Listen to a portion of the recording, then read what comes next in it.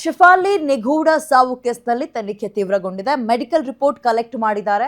ಇದೀಗ ಫೋರೆನ್ಸಿಕ್ ಟೀಮ್ನವರು ಪೊಲೀಸರಿಂದ ನಟಿ ಶಿಫಾಲಿ ಮನೆಯನ್ನ ಪರಿಶೀಲನೆ ಮಾಡ್ತಾ ಇದ್ದಾರೆ.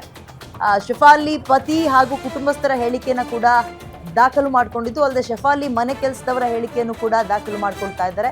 ಸಾವಿಗೆ ನಿಖರ ಕಾರಣ ಇನ್ನೂ ಕೂಡ ತಿಳಿದು ಬಂದಿಲ್ಲ ಅಂತ ಖಾಕಿ ಹೇಳ್ತಾ ಇದ್ದು ಮರಣೋತ್ತರ ಪರೀಕ್ಷಾ ವರದಿಗಾಗಿ ಕಾಯ್ತಾ ಇದ್ದಾರೆ. ಮರಣೋತ್ತರ ಪರೀಕ್ಷಾ ವರದಿ ಬಳಿಕ ನಿಖರ ಮಾಹಿತಿ ಅವರ ಸಾವಿಗೆ ಸಂಬಂಧಪಟ್ಟಂತೆ ಏನು ಅನ್ನೋದು ಗೊತ್ತಾಗುತ್ತೆ. ಮೇಲ್ನೋಟಕ್ಕೆ ಇದು ಕಾರ್ಡಿಯಾಕ್ ಅರೆಸ್ಟ್ ಅಂತ ಇದ್ದಾರೆ ಅಥವಾ ಬೇರೆ ಏನಾದರೂ ಕಾರಣ ಇದೆಯಾ, ಮರ್ಡರಾ, ಕಾರ್ಡಿಯಾಕ್ ಅರೆಸ್ಟಾ, ಏನು ಎತ್ತ ಇವೆಲ್ಲವೂ ಗೊತ್ತಾಗಬೇಕು ಅಂದರೆ ಅದೊಂದು ರಿಪೋರ್ಟ್ ಬರಬೇಕು.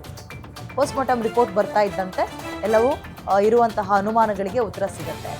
ಮರಣೋತ್ತರ ಪರೀಕ್ಷೆ ವರದಿ ಬಳಿಕ ಈಗಿರುವಂತಹ ಪ್ರಶ್ನೆಗಳಿಗೆ ಉತ್ತರ ಸಿಗುತ್ತೆ.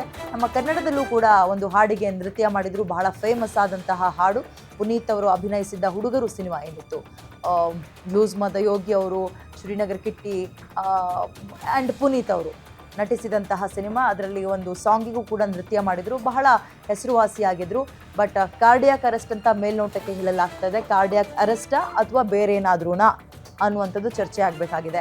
ಕಾರ್ಡಿಯಾಕ್ ಅರೆಸ್ಟ್ ಅಂದರೆ ಕಾರಣ ಏನು ಅನ್ನುವಂಥದ್ದು ಪ್ರಶ್ನೆ ಅಗೇನ್. ಯಾಕಂತ ಹೇಳಿದ್ರೆ ಇತ್ತೀಚಿನ ದಿನಗಳಲ್ಲಿ ಹಾರ್ಟ್ ಅಟ್ಯಾಕ್ ಮತ್ತು ಕಾರ್ಡಿಯಾಕ್ ಅರೆಸ್ಟ್ಗಳ ಸಂಖ್ಯೆ ಹೆಚ್ಚಾಗ್ತದೆ. ಅದರಲ್ಲೂ ಕೂಡ 35-40 ವರ್ಷದ ಒಳಗಿನವರಿಗೆ ಹೆಚ್ಚಾಗ್ತದೆ.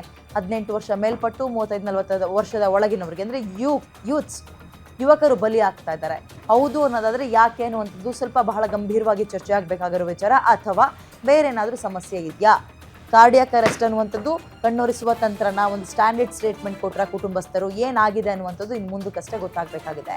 ನಟಿ ಶಿಫಾಲಿ ನಿಗೂಢ ಸಾವು ಕೇಸ್ನಲ್ಲಿ ತನಿಖೆ ತೀವ್ರಗೊಂಡಿದ್ದು ಇದೀಗ ಪೊಲೀಸರು ಮನೆ ಪರಿಶೀಲನೆಯಲ್ಲಿ ತೊಡಗಿದ್ದಾರೆ.